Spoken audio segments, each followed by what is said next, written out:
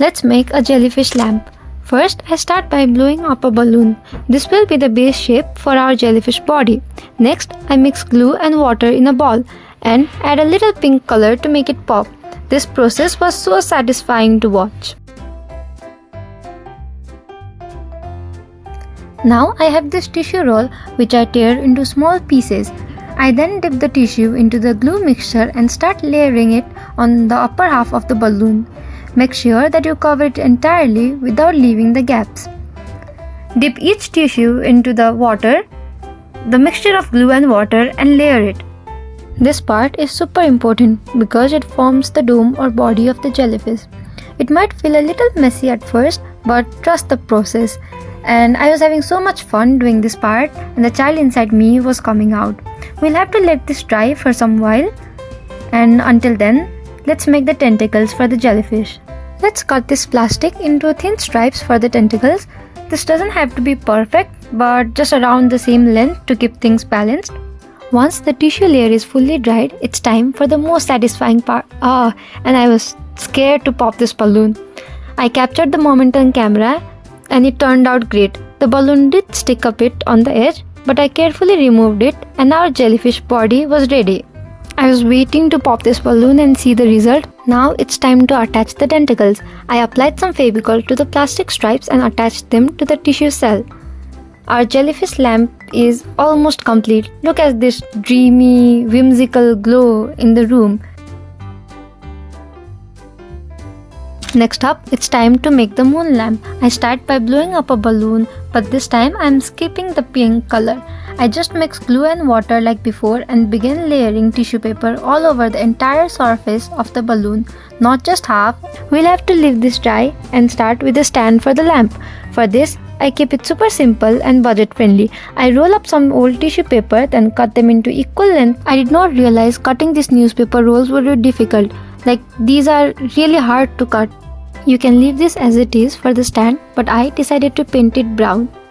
I'm using acrylic color here and I applied 2 layers so that the letters on the newspaper would not be seen. Using 3 rolls for 1 layer, I create a triangular stand and I glue them one by one using the Fevicol. You can also use ice cream stick for the stand if your tissue is relatively smaller. The exciting yet scary part again, popping the balloon. I was prepared this time, or at least I thought I was. I tried poking it gently and instead of popping, it just made a tiny hole and started deflating slowly. I waited for it to fully lose air, but when it didn't, I poked it again. And finally, pop. But the pressure caused the tissue shell to crumble just a little bit. Honestly, I panicked at first. I took out the balloon slowly because the edges were sticking. But don't worry, I fixed the crumble as well. I used the stick of a brush to reshape and smooth out the form, and luckily it turned out just fine. So if you are doing it, don't get scared.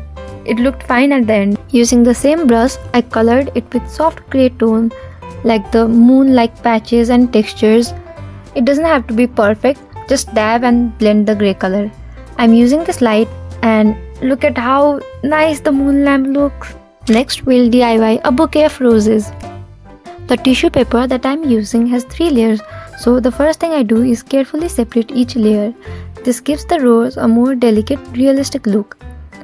Once I have a single thin layer, I fold the tissue 3 times to get a strip that's just right size to work with. I use a toothpick to roll the tissue.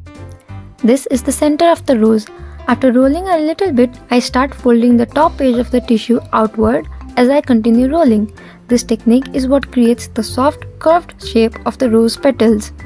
The more you fold and roll, the further the rose gets.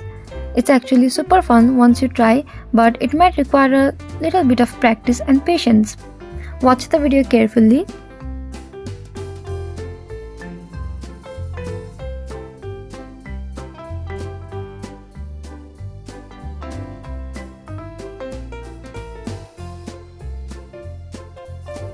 After I am done rolling the roses, I remove the toothpick and gently insert the toothpick at the center from the top. I believe this gives a clean look to the rose, and this is how my rose looks like. I have made a whole bunch of roses for the bouquet. I grouped them together and I secured them with a rubber band. If you like this white, you can leave it as it is, but I used a little bit of red color. I created this beautiful rose bouquet for myself. Now let's wrap it.